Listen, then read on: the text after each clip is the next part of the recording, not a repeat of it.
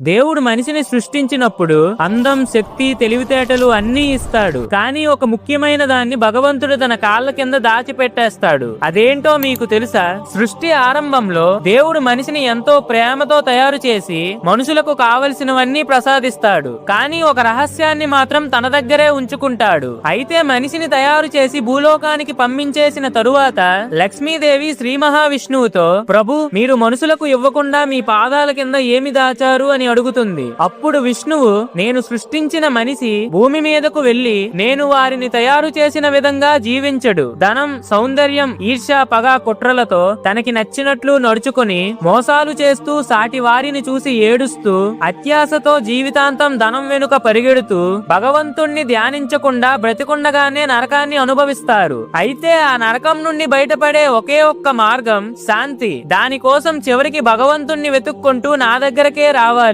అందుకే ఆ శాంతిని నా కాళ్ళ కింద దాచిపెట్టాను అని చెప్తాడు. మీకు మనశ్శాంతి దక్కాలంటే ఓం నమః శివాయ అని కామెంట్ చేయండి.